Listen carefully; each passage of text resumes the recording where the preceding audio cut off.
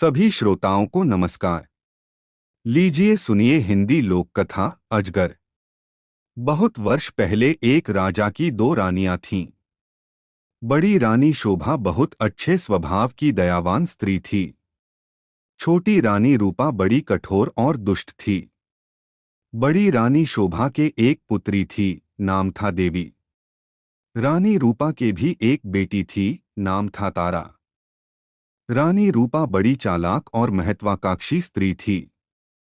वह चाहती थी कि राज्य की सत्ता उसके हाथ में रहे। राजा भी उससे दबा हुआ था। रानी रूपा बड़ी रानी और उसकी बेटी से नफरत करती थी। एक दिन उसने राजा से कह दिया कि रानी शोभा और देवी को राजमहल से बाहर निकाल दिया जाए। राजा रानी रूपा की नाराजी से डरता था। उसे लगा कि उसे वही करना पड़ेगा जो रूपा चाहती है। उसने बड़ी रानी और उसकी बेटी को राजमहल के बाहर एक छोटे से घर में रहने के लिए भेज दिया। लेकिन रानी रूपा की घृणा इससे भी नहीं हटी। उसने देवी को आज्ञा दी कि वह प्रतिदिन राजा की गायों को जंगल में चराने के लिए ले जाया करे। रानी शोभा यह अच्छी तरह जानती थी कि यदि देवी गायों को चराने के लिए गई तो रानी रूपा उन्हें किसी और परेशानी में डाल देगी।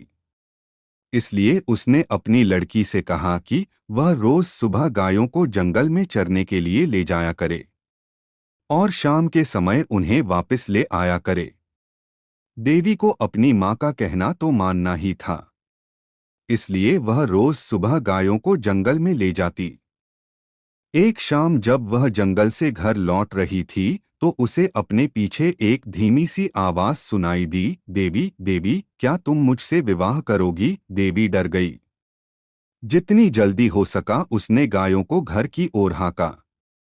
दूसरे दिन भी जब वह घर लौट रही थी तो उसने वही आवाज पुनः सुनी। वही प्रश्न उससे फिर पूछा गया। रात को देवी ने अपनी माँ को उस आवाज के बारे में कहा। माँ सारी रात इस बात पर विचार करती रही। सुबह तक उसने निश्चय कर लिया कि क्या किया जाना चाहिए। सुनो बेटी, वह अपनी लड़की से बोली, मैं बता रही हूँ कि यदि आज शाम के समय भी तुम्हें वही आवाज सुनाई दे तो तुम्हें क्या करना होगा, बताइए माँ। देवी ने उत्तर दिया, तुम उस आवाज को उत्तर देना। रानी शोभा ने कहा, कल सुबह तुम मेरे घर आ जाओ, फिर मैं तुमसे विवाह कर लूंगी। लेकिन माँ, देवी बोली, हम उसे जानते तक नहीं। मेरी प्यारी देवी, माँ ने दुखी होकर कहा, जिस स्थिति में हम जीवित हैं उससे ज्यादा बुरा और क्या हो सकता है। हमें इस प्रस्ताव को स्वीकार कर लेना चाहिए। ईश्वर हमारी सहायता करेगा। उस संध्या को जब देवी गायों को लेकर लौट रही थी उसे वही आवाज फिर सुनाई दी। आवाज कोमल और दुख भरी थी। देवी देवी, क्या तुम मुझसे विवाह करोगी? क्या तुम मुझसे विवाह करोगी? आवाज बोली। देवी रुक गई। उसने पीछे मुड़कर देखा लेकिन उसे कोई नहीं दिखाई दिया। वह हिचकिचाई। वह वहां से भाग जाना चाहती थी लेकिन फिर उसे माँ के शब्द याद आ गए। वह जल्दी से बोली, हाँ, यदि तुम कल सुबह मेरे घर आ जाओ तो मैं तुमसे विवाह कर लूंगी। तब वह बड़ी तेजी से गायों को हाँकती हुई घर चली गई। अगले दिन सुबह रानी शोभा जरा जल्दी उठ गई।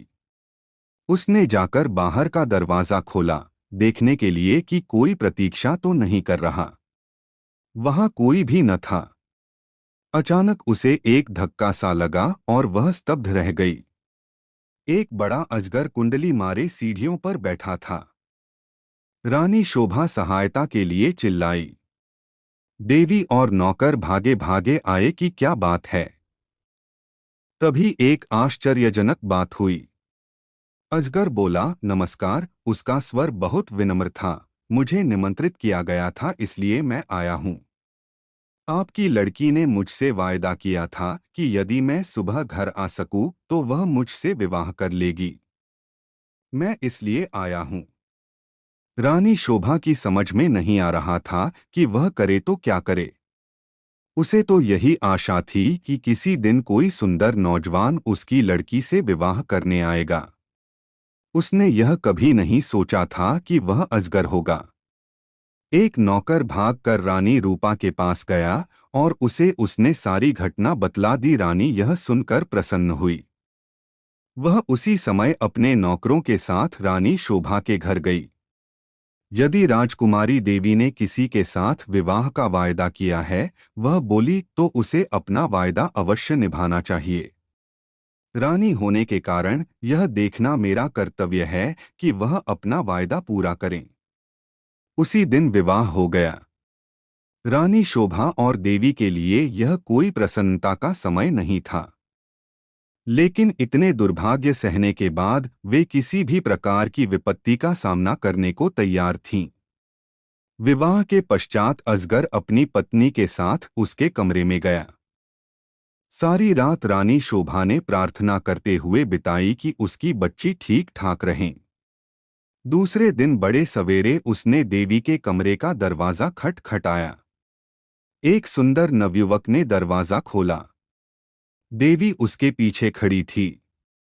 मैं आपको कह नहीं सकता कि मेरी जान बचाने के लिए मैं आपका और देवी का कितना आभारी हूं। वह नवयुवक बोला, मैं एक शाप के कारण अजगर बन गया था। एक वन देवता मुझसे क्रुद्ध थे और उन्होंने मुझे अजगर बना दिया। बाद में उन्हें अपनी करनी पर दुख हुआ। तब उन्होंने कहा कि यदि कोई राजकुमारी मुझसे विवाह कर लेगी तो मैं फिर से मनुष्य बन जाऊंगा। और अब देवी ने मुझसे विवाह कर लिया है। मेरा शाप उतर गया है। अब मैं फिर कभी अजगर नहीं बनूंगा। रानी शोभा बहुत प्रसन्न हुई। वह अपनी लड़की और दामाद को राजा से मिलाने के लिए ले गई। यह बड़ी विचित्र घटना थी। चारों ओर से लोग इस विचित्र नवयुवक को देखने राजमहल में आने लगे। सभी उत्सुक थे, सिवाय रानी रूपा के। रानी रूपा बहुत गुस्से में थी। उसने झल्लाते और खींचते हुए अपने आप को कमरे में बंद कर लिया। देवी का भाग्य उससे देखा नहीं जा रहा था। वह चाहती थी कि उसकी बेटी तारा भी ऐसी भाग्यशाली बने। आखिरकार उसे एक युक्ति सूझी। उसने झपनी लड़की को बुलाया।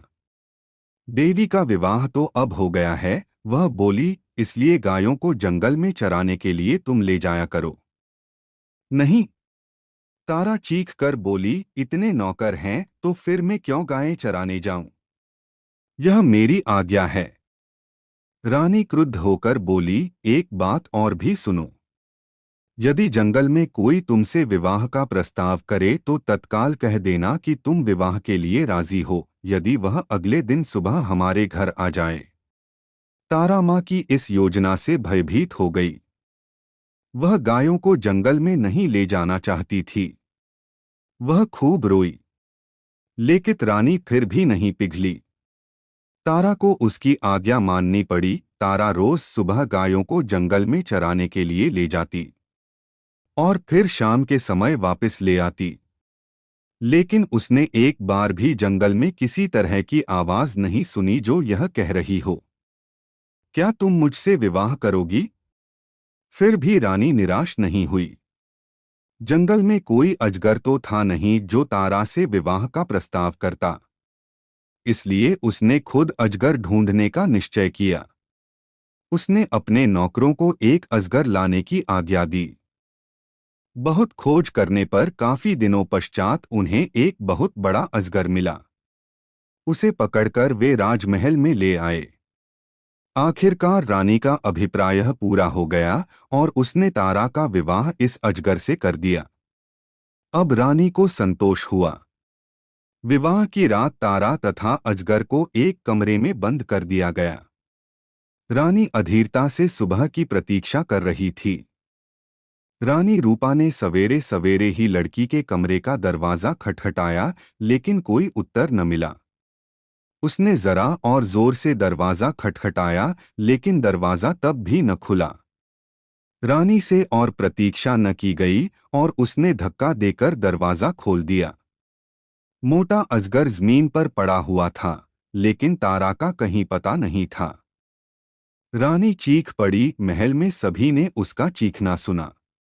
राजा और नौकर भागे आए कि क्या बात है, राजकुमारी कहाँ है? सब चिल्लाए, वह तो अजगर के पेट में होंगी। रसोइया बोला, देखो वह कितना मोटा हो गया है। रानी अब बड़ी जोर जोर से रोने लगी। राजा भी रोने लगा। रसोइया अपना सबसे बड़ा चाकू ले आया। वह बोला, यदि वह अब तक जीवित हुई तो मैं राजकुमारी को बचाने की कोशिश करूंगा। उसने अजगर का पेट चीर डाला, लेकिन तारा जीवित नहीं थी। अजगर की भी मृत्यु हो गई। रानी अपनी करनी पर पछता रही थी।